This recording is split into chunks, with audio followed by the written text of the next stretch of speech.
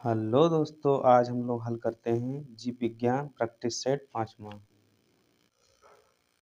जिसमें हमारे पास पहला प्रश्न है।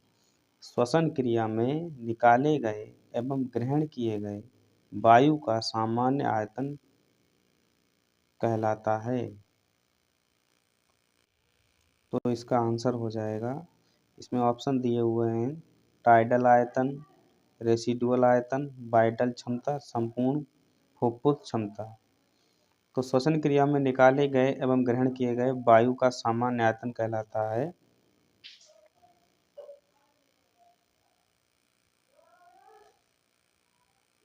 ये हो जाएगा टाइडल आयतन। ठीक है, चलिए नेक्स्ट क्वेश्चन हल करते हैं।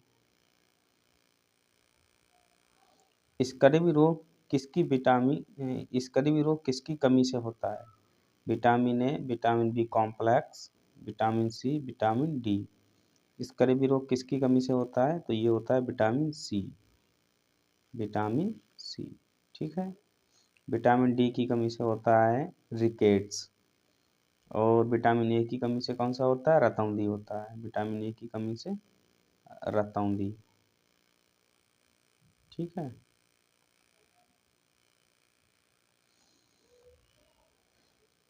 और विटामिन डी की कमी से रिकेट्स होता है।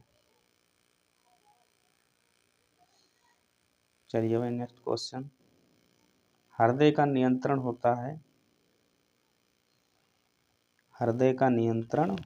है पेसमेकर द्वारा, वेगस तंत्रिका, अनुकंपी तंत्रिका, उपरोक्त सभी। तो हृदय का जो नियंत्रण होता है वो पेसमेकर द्वारा, वेगस तंत्रिका, अनुकंपी तंत्रिका, ये सभी के द्वारा होता है। तो इसमें ऑप्शन डी राइट आंसर हो जाएगा। चलिए नेक्स्ट क्वेश्चन।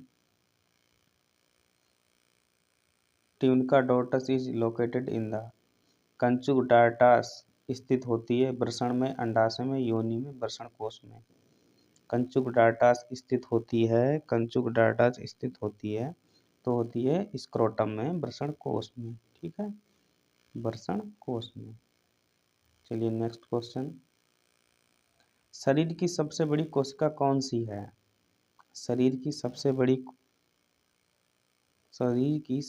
कोशिका कौन सी है? तो ये हो जाएगा तंत्रिका कोशिका। तंत्रिका कोशिका, option number B right answer. चलिए नेक्स्ट क्वेश्चन। यकृत की कुप्फर कोशिकाएं संबंधित हैं विषैले पदार्थों से, रक्त स्कंदन से, कीटाणुनाशन से, जल अवशोषण, पिनोसाइड विषों से। यकृत की कुप्फर कोशिकाएं संबंधित हैं तो यह है कीटाणुनाशन से, फैगोसाइटोसिस। चलिए नेक्स्ट क्वेश्चन। स्तनधारी पानी पी सकते हैं तथा इसे प्राप्त भी कर सकते हैं, मतलब इसमें कुछ भरने वाला सिस्टम है। क्वेश्चन है, स्तनधारी पानी पी सकते हैं तथा इसे द्वारा प्राप्त भी कर सकते हैं। तो इसमें ऑप्शन है ग्लूकोजन का ग्लूकोज में विघटन द्वारा, लार के श्रावण द्वारा, ग्लूकोज ऑक्सीकरण द्वारा, ऑक्सी हीमोग्लोबिन का हीमोग्लोबिन में परिवर्तन। तो इसका राइट आंसर हो जाएगा ग्लूकोज ऑक्सीकरण द्वारा, सी ऑप्शन। ठीक है, चलिए नेक्स्ट क्वेश्चन।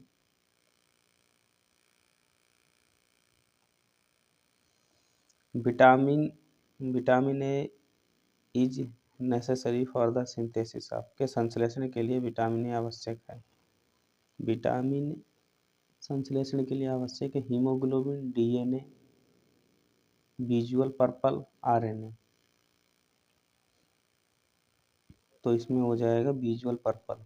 ठीक है, चलिए नेक्स्ट क्वेश्चन।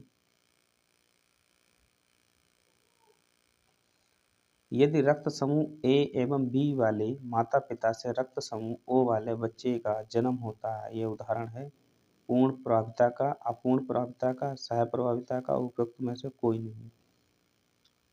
तो इसमें आंसर हो जाएगा हमारा यदि रक्त समूह ए एवं बी वाले माता पिता से रक्त समूह ओ वाले बच्चे का जन्म होता है तो यह उदाहरण है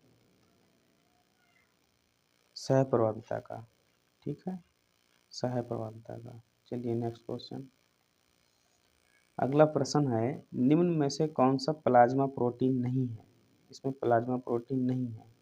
हीमोग्लोबिन, प्रोथ्रोम्बिन, फाइब्रोनोजिन, ग्लोब्यूलिन।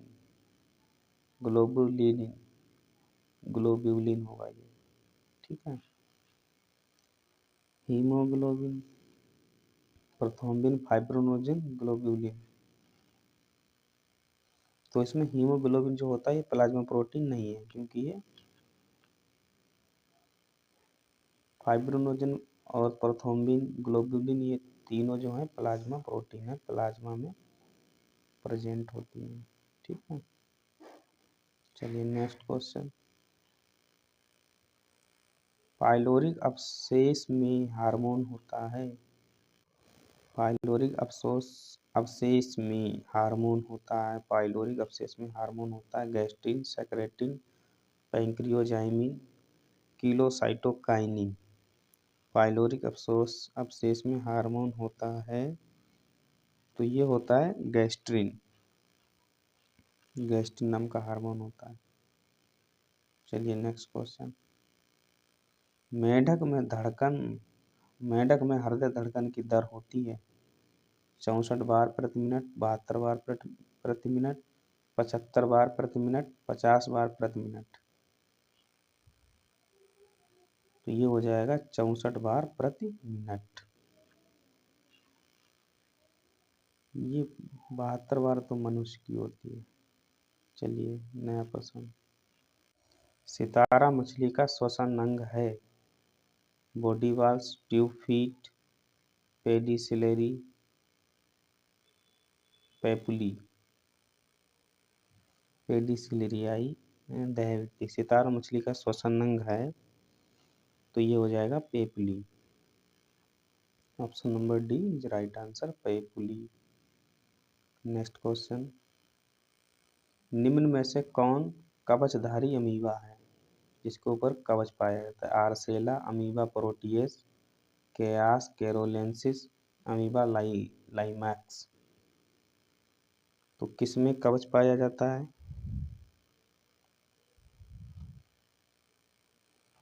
ये आर्सेला में पाया जाता है। चलिए नेक्स्ट क्वेश्चन।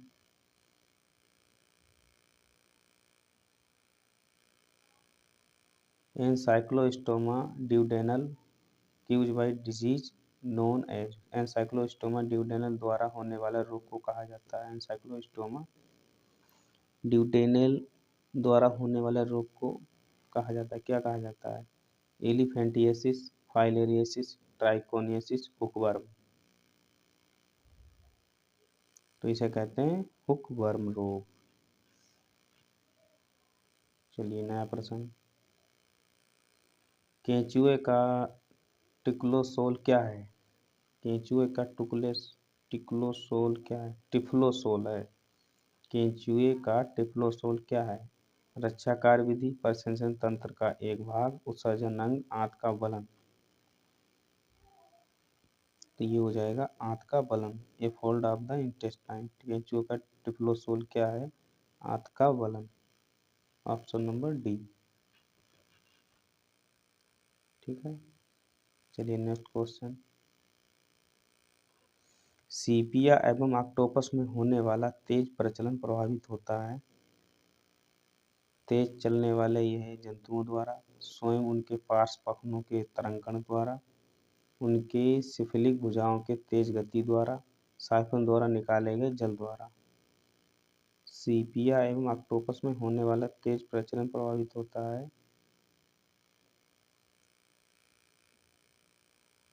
तेज चलने वाले जंतुओं द्वारा, स्वयं उनके पार्श्व पखनों के तरंगण द्वारा, उनके सिफिलिक भुजाओं के तेज गति द्वारा, साइफन द्वारा निकाले गए जल द्वारा। Option number D is right answer. चलिए नेक्स्ट क्वेश्चन। बेली जाल लार्वा पाया जाता है। बेली जाल लार्वा किसमें पाया जाता है? Platyhelminthes, arthropoda, Mollusca, Echinodermata. तो ये पाया जाता है मोलस्का में।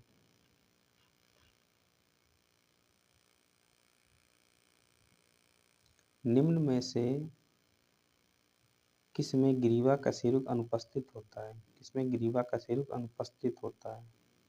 Which one of the following is devoid of cerebral vertebra? निम्न में से किसमें ग्रीवा कशेरुक अनुपस्थित होता है? सर्प, मछली, मेंढक, सील। सर्प, मछली, मेंढक, सील। तो इसमें होगा मछली। ठीक है, चलिए नया प्रश्न। ग्लास सर्प है यूप्लेक्टेला, हाइलोनेमा, ओपिसारस, ओपिसेफेलस। ग्लास सर्प है, किसे ग्लास सर्प बोला जाता है? तो ग्लास सर्प बोला जाता है ओपिसारस को।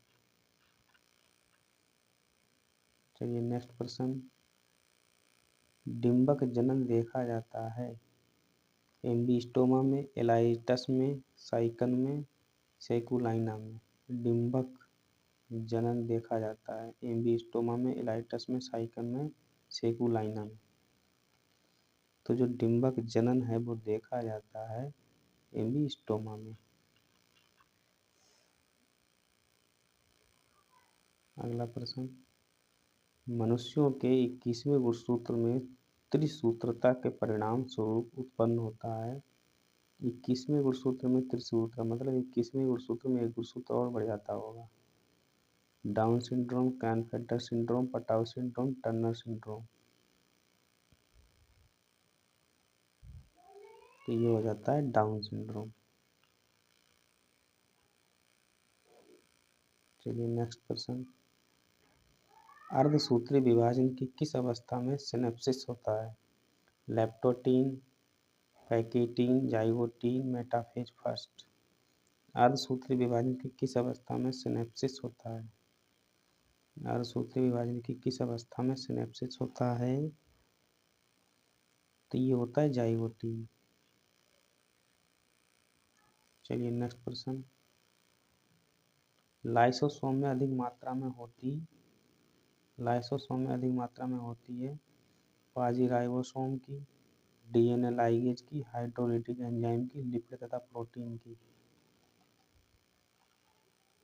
हाइड्रोलिटिक एंजाइम की। ठीक है, लाइसोसोम में इसकी मात्रा अधिक होती है। यूरोमेट्रिक्स में आविष्कार द्वारा बांटा होता है कापरोडियम एवं यूरोडियम, कापरोडियम एवं प्रॉक्टोडियम, कापरोडियम, यूरोडियम एवं प्रॉक्टोडियम, यूरोडियम एवं प्रॉक्टोडियम। यूरोमेट्रिक्स में आविष्कार द्वारा बटा होता है। यूरोमेट्रिक्स में आविष्कार द्वारा बटा होता है। ये हो जाएगा कापरोडियम, यूरोडियम, प्रॉक्टोडियम। चलिए नेक्स्ट क्वेश्चन। ये आपको खुद बताना है, ठीक है। दीर्घकालिकता प्रोटोपिरिडियम शब्द का प्रयोग किसके द्वारा किया गया? ये गार्नर और एलार्ड द्वारा किया गया था। ऑप्शन नंबर सी है इसका। चलिए मिलते हैं नेक्स्ट वीडियो में।